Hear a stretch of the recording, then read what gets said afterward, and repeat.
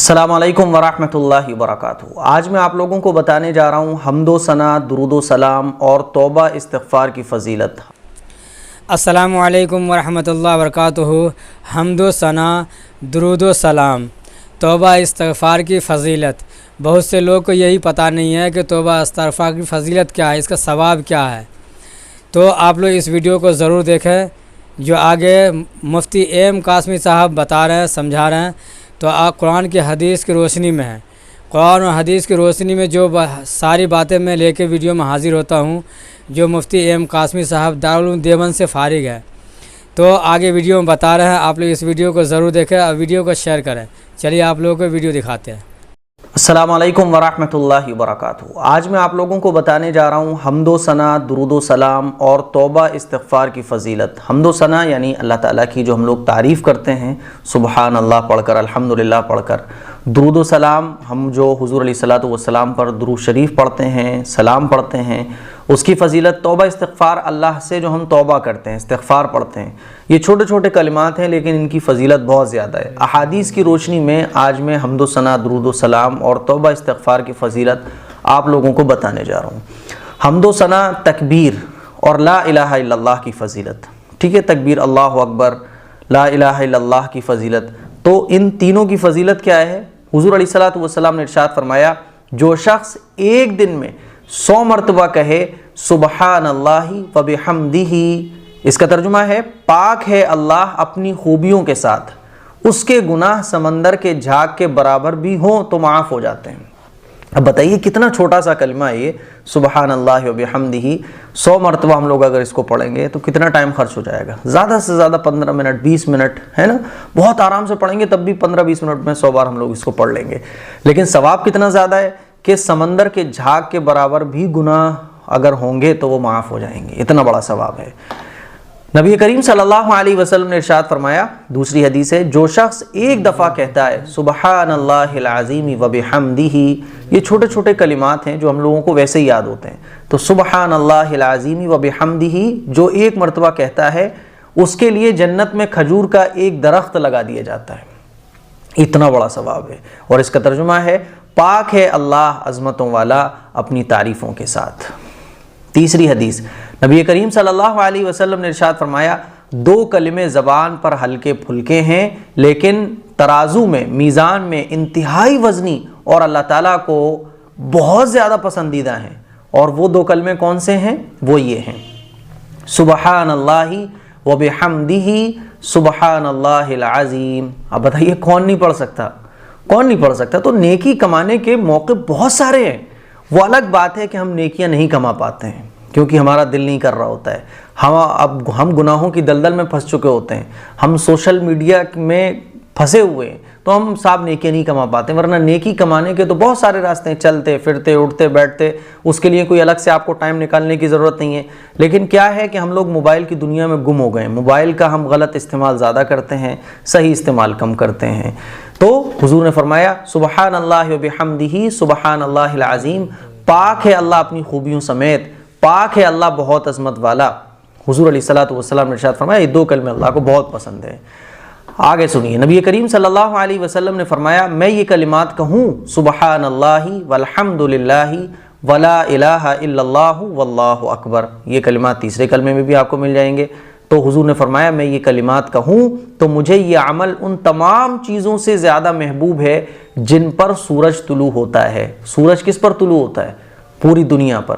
یعنی یہ کلمات کہنا ساری دنیا کی نعمتوں سے زیادہ محبوب ہیں، ساری دنیا کی چیزوں سے بڑے ہوئے ہیں یہ کلمات۔ اب کون نہیں کہہ سکتا یہ کلمات؟ اس کا ترجمہ ہے اللہ پاک ہے اور سب تعریفیں اللہ ہی کے لیے ہیں اور اللہ کے سوا کوئی معبود نہیں اور اللہ سب سے بڑا ہے۔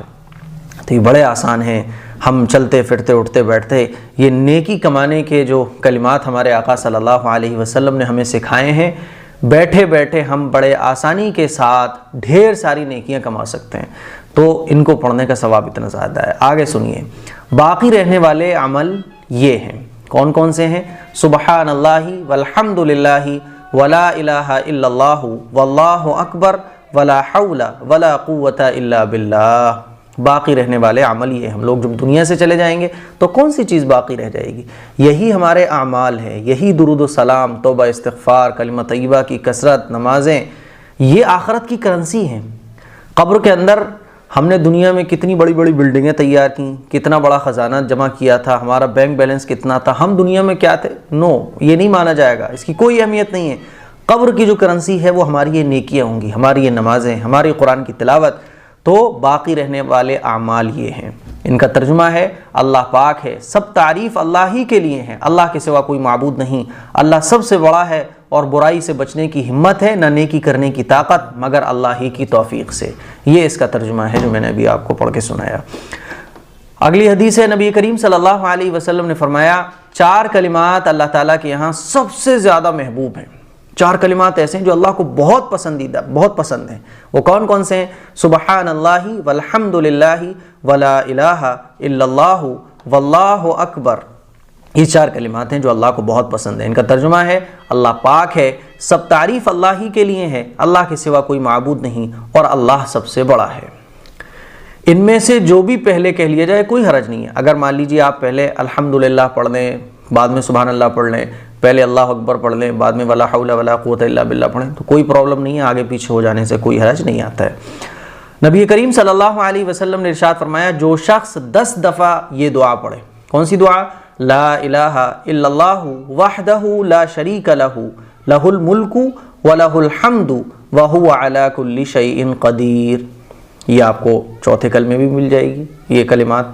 اس کا ترجمہ ہے اللہ کے سوا کوئی معبود نہیں، وہ اکیلا ہے، اس کا کوئی شریک نہیں، اسی کی بادشاہت اور اسی کے لیے سب تعریف ہے اور وہ ہر چیز پر کامل قدرت رکھتا ہے۔ تو جو شخص 10 دفعہ یہ دعا پڑھے گا وہ اس شخص کی طرح ہوگا جس نے اسماعیل علیہ السلام کی اولاد میں سے 4 غلام آزاد کیے ہوں، 4 غلام آزاد کیے ہوں۔ اتنا زبردست ثواب ہے اس کو پڑھنے کا۔ ایک اعرابی نے حضور علیہ الصلوۃ والسلام سے آ کر پوچھا مجھے کچھ کلام سکھائیں، مجھے کچھ چیز سکھائیں جو میں پڑھا کروں۔ آپ علیہ الصلوۃ والسلام نے ارشاد فرمایا کہو لا الہ الا اللہ وحدہ لا شریک لہ اللہ اکبر کبیرا والحمد للہ کثیرا وسبحان اللہ رب العالمین لا حول ولا قوت الا باللہ العزیز الحکیم۔ یہ حضور علیہ الصلوۃ والسلام نے اس اعرابی کو یہ کلمات سکھائے۔ اس کا ترجمہ ہے اللہ کے سوا کوئی معبود نہیں، وہ اکیلا ہے، اس کا کوئی شریک نہیں، اللہ سب سے بڑا، بہت بڑا ہے اور سب تعریفیں اللہ ہی کے لیے ہیں، بہت زیادہ اور پاک ہے۔ اللہ جو ساری کائنات کا رب ہے، برائی سے بچنے کی ہمت، نہ نیکی کرنے کی قوت مگر اللہ غالب اور حکمت والے کی توفیق ہی سے۔ تو وہ اعرابی کہنے لگا کہ یہ تو میرے رب کے لیے ہے، میرے لیے کیا ہے؟ بھئی یہ تو میرے اللہ کی تعریف ہو گئی۔ اس اعرابی نے حضور سے کہا کہ یا رسول اللہ یہ تو اللہ کے لیے ہوگا یہ کلمات، میرے لیے کیا ہے؟ تو آپ علیہ الصلوۃ والسلام نے ارشاد فرمایا تم کہو اللہم اغفر لی وارحمنی واہدنی وارزقنی۔ اس کا ترجمہ ہے اے اللہ مجھے معاف فرما دے، مجھ پر رحم فرما، مجھے ہدایت دے اور مجھے رزق دے۔ یہ حضور علیہ الصلوۃ والسلام نے اس اعرابی کو یہ دعا سکھائی۔ ایک حدیث میں یہ بھی آتا ہے کہ جب کوئی شخص مسلمان ہوتا تو نبی کریم صلی اللہ علیہ وسلم اسے نماز سکھاتے اور پھر اسے حکم فرماتے کہ ان کلمات سے دعا کیا کرو۔ دعا بھی حضور علیہ الصلوۃ والسلام نے سکھائی ہیں۔ کون سی دعا؟ اللہم اغفر لی وارحمنی واہدنی وعافنی وارزقنی۔ یہ حضور علیہ الصلوۃ والسلام جب بھی کوئی شخص مسلمان ہوتا تو اس کو نماز سکھاتے تھے اور یہ دعا بھی اس کو سکھاتے تھے کہ بھئی دیکھو یہ دعا بھی تمہیں مانگنی ہے۔ اگلی حدیث سنیے، نبی کریم صلی اللہ علیہ وسلم نے ارشاد فرمایا اے عبداللہ ابن قیس، ایک صحابی ہیں، کیا میں تمہیں جنت کے خزانوں میں سے ایک خزانے کے متعلق نہ بتاؤں؟ میں نے عرض کیا، وہ صحابی نے عرض کیا اے اللہ کے رسول کیوں نہیں، ضرور بتائیے۔ آپ نے فرمایا تم کہو لا حول ولا قوت الا باللہ، گناہ سے بچنے کی ہمت ہے، نہ نیکی کرنے کی طاقت ہے مگر اللہ ہی کی توفیق سے۔ یہ اس کا ترجمہ ہے۔ تو حضور علیہ الصلوۃ والسلام نے اس کو جنت کے خزانوں میں سے ایک خزانہ قرار دیا۔ ہمیں اس کو بھی پڑھنا چاہیے۔ یہ جتنی بھی ساری میں چیزیں آپ کو بتا رہا ہوں ان میں سے آپ جو چاہیں وہ پڑھ سکتے ہیں۔ اگلی حدیث سنیے، نبی کریم صلی اللہ علیہ وسلم کا ارشاد گرامی ہے کہ سب سے افضل دعا الحمدللہ، سب تعریفیں اللہ کے لیے ہے، یہ سب سے افضل دعا ہے الحمدللہ، اور سب سے افضل ذکر ہے لا الہ الا اللہ، اللہ کے سوا کوئی معبود نہیں، یہ سب سے افضل ذکر ہے۔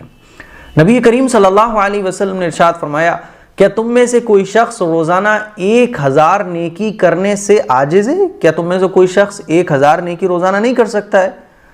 تو صحابہ اکرام جو بیٹھے ہوئے تھے ان میں سے کسی نے پوچھا، کیا ہم میں سے کوئی شخص 1000 نیکی کر سکتا ہے؟ کیسے کرے گا یا رسول اللہ؟ آپ نے فرمایا، وہ 100 مرتبہ سبحان اللہ ہی کہے تو اس کے لیے 1000 نیکی لکھ دی جاتی ہیں اور اس کے 1000 گناہ مٹا دیے جاتے ہیں۔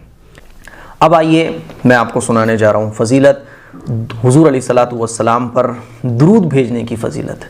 رسول اللہ صلی اللہ علیہ وسلم کا فرمان ہے، جو شخص مجھ پر 1 دفعہ درود بھیجے گا اللہ تعالیٰ اس پر 10 رحمتیں نازل فرمائے گا۔ کتنا فائدے کا سودا ہے کہ ہم حضور پر درود بھی بھیجیں اور ہم پر 10 رحمتیں نازل ہو رہی ہیں، ایک کے بدلے میں اللہ ہم پر 10 رحمتیں نازل فرما رہا ہے۔ تو اگر ہمارے گھر میں روزانہ ہم سب لوگ حضور علیہ الصلوۃ والسلام پر درود شریف بھیجیں گے، روزانہ حضور پر ہمارا پوری فیملی، ہمارے بچے، ہم سب مل کر بیٹھیں اور درود شریف پڑھیں، کہہ دیں بھائی، سب سے کہہ دیں کہ بھائی دیکھو 100 مرتبہ سب کو درود شریف پڑھنا ہے صبح اٹھ کر، یا پورے دن میں کبھی بھی درود شریف پڑھنا ہے۔ پورا گھر، ہم لوگوں کی پوری فیملی کے جتنے بھی ممبرز ہیں، جب سب لوگ حضور علیہ الصلوۃ والسلام پر روزانہ درود شریف پڑھیں گے 100 مرتبہ، آپ بتائیں 1 مرتبہ درود شریف پڑھنے پر 10 رحمتیں نازل ہو رہی ہیں، تو ہمارے گھر میں کتنی رحمتیں نازل ہو جائیں گی، کتنی رحمتیں نازل ہوں گی۔ اور جس گھر میں رحمتیں نازل ہوں گی تو وہاں نہ شیطان آ سکتا ہے، نہ وہاں کوئی جادو کا اثر ہو سکتا ہے، نہ وہاں نحوست آ سکتی ہے، نہ وہاں بے برکتی آ سکتی ہے۔ تو کتنا فائدے کا کام ہے، لیکن ہم لوگ اس طرف توجہ نہیں دیتے ہیں۔ نبی کریم صلی اللہ علیہ وسلم نے کا ارشاد ہے، میری قبر کو میلہ گاہ نہ بناؤ اور مجھ پر درود بھیجو، تم جہاں بھی ہو تمہارا درود مجھے پہنچ جاتا ہے۔ اسی لیے ہمیں حضور پر خوب درود شریف بھیجنا چاہیے۔ اور درود شریف بھیجنے کے بڑا آسان طریقہ یہ ہے کہ ہمیں کچھ نہیں کرنا، بس ہم پڑھ دیں اللہم صلی علی محمد وعلی آل محمد کما صلیت علی ابراہیم وعلی آل ابراہیم انک حمید مجید، ہو گیا درود، پہنچ گیا حضور پر درود۔ الگ سے نہ آپ کو کہنے کی ضرورت، نہ بولنے کی ضرورت، کیونکہ درود ہے ہی اس چیز کا نام کہ وہ آٹومیٹک حضور پر پہنچ جاتا ہے۔ درود حضور کے ساتھ خاص ہے۔ نبی کریم صلی اللہ علیہ وسلم کا فرمان ہے، بخیل وہ ہے جس کے پاس میرا ذکر ہو اور وہ مجھ پر درود نہ بھیجے۔ جب بھی ہمارے سامنے ہمارے آقا کا نام لیا جائے تو ہمیں درود شریف پڑھنا چاہیے۔ بڑا نہیں پڑھ سکتے تو چھوٹا ہی درود شریف پڑھ دیں صلی اللہ علیہ وسلم۔ نبی کریم صلی اللہ علیہ وسلم کا فرمان ہے، اللہ تعالیٰ کے کچھ فرشتے ایسے ہیں جو زمین پر چلتے پھرتے ہیں، وہ میری امت کا سلام مجھے پہنچاتے ہیں۔ جب بھی ہم درود شریف پڑھتے ہیں تو ان فرشتوں کا کام یہ ہے کہ وہ ہمارے پڑھے ہوئے درود شریف کو حضور کی خدمت میں پیش کرتے ہیں۔ نبی کریم صلی اللہ علیہ وسلم کا فرمان ہے، کوئی شخص جب بھی مجھے سلام کہتا ہے اللہ تعالیٰ میری روح مجھے واپس لوٹا دیتا ہے تاکہ میں اسے سلام کا جواب دوں۔ یہ بھی حدیث میں آتا ہے، اور یہ ساری جو احادیث میں آپ کو سنا رہا ہوں یہ بخاری مسلم صحیح حدیثیں ہیں جتنی بھی ہیں۔ اچھا، اب سوال یہ آتا ہے کہ مسنون درود کون سا ہے؟ تو مسنون درود جو حدیث سے ثابت ہیں وہ درود بہتر ہے کہ ہم انہی درود کو پڑھیں، جیسے کہ مسنون درود سب سے بہترین جو درود ہے وہ ہے درود ابراہیم، اللہم صلی علی محمد وعلی آل محمد کما صلیت علی ابراہیم وعلی آل ابراہیم انک حمید مجید، اللہم بارک علی محمد وعلی آل محمد کما بارکت علی ابراہیم وعلی آل ابراہیم انک حمید مجید۔ یہ درود بہترین اس لیے ہے کیونکہ یہ درود حضور علیہ الصلوۃ والسلام نے صحابہ اکرام کو سکھایا، اور یہی درود ہم لوگ نماز میں پڑھتے ہیں۔ تو جو درود شریف نماز میں پڑھا جا رہا اس سے بہترین درود شریف کون سا ہو سکتا ہے؟ اور پھر یہ درود وہ ہے جس کو حضور نے صحابہ اکرام کو سکھایا، تو یہ درود ڈائریکٹ ہمیں جو ہے حضور سے ملتا ہے۔ اسی طرح سے بہت سارے درود ہیں جو حضور سے ثابت ہیں، ان درود کو بھی ہم پڑھ سکتے ہیں، لیکن جو آج کل بنے بنائے درود ہیں، الگ الگ طرح کے نام ہیں جن کا صحابہ سے، بزرگان دین سے کوئی ثبوت نہیں ہے، ان درود سے ہمیں بچنا چاہیے۔ جو درود ابراہیم ہے اس کا ترجمہ ہے، اے اللہ رحمت نازل فرما محمد صلی اللہ علیہ وسلم پر اور آل محمد صلی اللہ علیہ وسلم پر، جیسے تو نے رحمت نازل فرمائی ابراہیم علیہ السلام پر اور آل ابراہیم علیہ السلام پر، یقیناً تو قابل تعریف بڑی شان والا ہے۔ اے اللہ برکت نازل فرما محمد صلی اللہ علیہ وسلم پر اور آل محمد صلی اللہ علیہ وسلم پر، جیسے تو نے برکت نازل فرمائی ابراہیم علیہ السلام پر اور آل ابراہیم علیہ السلام پر، یقیناً تو قابل تعریف بڑی شان والا ہے۔ یہ درود شریف کی فضیلت کے بارے میں کچھ حدیثیں تھیں جو میں نے آپ لوگوں کی خدمت میں پیش کی۔ توبہ استغفار اردو میں ہم لوگ توبہ کہتے ہیں، عربی میں استغفار کہتے ہیں، اللہ سے گناہوں کی معافی طلب کرنا۔ رسول اللہ صلی اللہ علیہ وسلم نے فرمایا اللہ کی قسم میں 70 مرتبہ سے زیادہ اللہ تعالیٰ سے بخشش مانگتا ہوں اور اس کے سامنے توبہ کرتا ہوں۔ اب ہمارے آقا تمام پیغمبروں کے سردار معصوم ہونے کے بعد روزانہ 70 مرتبہ سے زیادہ توبہ استغفار کرتے ہوں، تو ہم جیسے گنہگار نافرمان امتیوں کو کتنی توبہ استغفار پورے دن میں کرنے چاہیے؟ ہم اور آپ غور کریں۔ نبی کریم صلی اللہ علیہ وسلم کا یہ بھی فرمان ہے کہ اے لوگوں، اللہ تعالیٰ کے حضور توبہ کرو، اللہ سے خوب توبہ کرو، میں دن میں 100 دفعہ اس کے حضور توبہ کرتا ہوں۔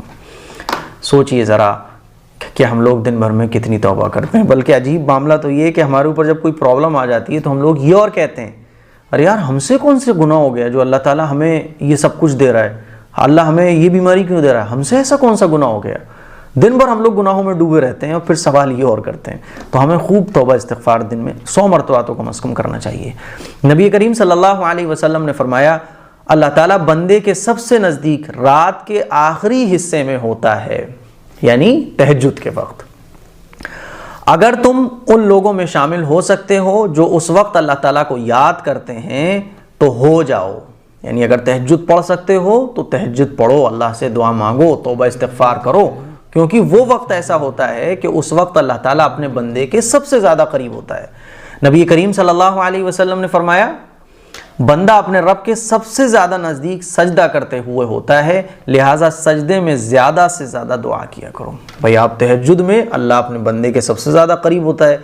ہم نے اور آپ نے تو سالوں سے تہجد نہیں پڑھی، ہم نے تو سالوں سے تہجد کے وقت میں سجدہ نہیں کیا، ہماری تو صبح ہی 10-11 بجے ہوتی ہے۔ اس طرف ہمیں غور کرنا چاہیے، ہفتے میں، مہینے میں، 2 مہینے میں کبھی تہجد پڑھنا چاہیے، اللہ سے مانگنا چاہیے۔ پرابلم کا سولیوشن تہجد میں ہے، تہجد کے وقت سجدے میں اللہ سے مانگنے میں، رونے میں ہے۔ تہجد کے اندر اللہ سے مانگنے میں ساری پرابلم کا سولیوشن موجود ہے۔ لیکن عجیب حال یہ ہے کہ ہم اپنا سولیوشن تعویذوں میں تلاش کرتے ہیں، ہم اپنا سولیوشن نیبو مرچوں کے اندر تلاش کرتے ہیں۔ یہ عجیب معاملہ ہے۔ بہرحال ہمیں تہجد کے وقت میں اللہ سے دعا کرنا چاہیے۔ آپ علیہ الصلوۃ والسلام نے فرمایا جو شخص یہ کلمات کہے کہ اللہ تعالیٰ اسے بخش دیتا ہے، جو شخص یہ کلمات کہے تو اللہ تعالیٰ اس کو بخش دیتا ہے، خواہ لڑائی سے بھاگا ہو۔ کلمات کون سے ہیں؟ استغفر اللہ الذی لا الہ الا هو الحی القیوم واتوب الیہ۔ اس کا ترجمہ ہے میں اللہ سے معافی مانگتا ہوں، وہ اللہ جس کے سوا کوئی معبود نہیں، زندہ ہے، کائنات کا نگراں ہے، اور میں اسی کے حضور توبہ کرتا ہوں۔ یہ حضور علیہ الصلوۃ والسلام نے توبہ استغفار کی فضیلت بیان فرمائی، اسی لیے ہمیں خوب اللہ سے توبہ کرنا چاہیے۔ اردو میں ہم اپنی زبان میں توبہ کر سکتے ہیں کہ اللہ میرے گناہ معاف فرما، اے اللہ میری بخشش فرما، اے اللہ میں مجرم ہوں، اے اللہ مجھے میری خطاؤں کو معاف فرما۔ اور عربی میں استغفر اللہ اتنا بھی آپ پڑھ سکتے ہیں، اور اگر آپ پورا پڑھنا چاہیں استغفر اللہ الذی لا الہ الا هو الحی القیوم واتوب الیہ، یہ بھی ٹھیک ہے۔ اور اگر آپ اس کے جو ایک اور ہے استغفر اللہ ربی من کل ذنب واتوب الیہ، وہ بھی پڑھ سکتے ہیں۔ تو یہ توبہ، استغفار، درود و سلام، حمد و ثنا کی فضیلت تھی احادیث کی روشنی میں جو آپ لوگوں کے سامنے بیان کی گئی۔ اس کلپ کو شیئر کریں، دوسروں تک پہنچائیں، اور ان میں سے جو آپ پڑھنا چاہیں، جتنی بھی چیزیں میں نے بتائی ہیں وہ ساری چیزیں تو آپ نہیں پڑھ سکتے، ساری چیزیں کوئی پڑھے تو بہت اچھی بات ہے، لیکن اگر ساری چیزیں ہم میں سے کوئی نہیں پڑھ سکتا ہے تو جو بھی ہماری سہولت کے اعتبار سے اس میں سے جو ہمارے لیے آسان ہو پڑھنا وہ ہم پڑھیں۔ اگر ہم درود شریف پڑھ سکتے ہیں درود شریف پڑھیں، لیکن کم از کم ہم عادت بنائیں روزانہ ایک تسبیح درود شریف کی، ایک تسبیح استغفار کی، اور ایک تسبیح کی، تسبیح فاطمی جس کو کہا جاتا ہے۔ السلام علیکم ورحمۃ اللہ وبرکاتہ۔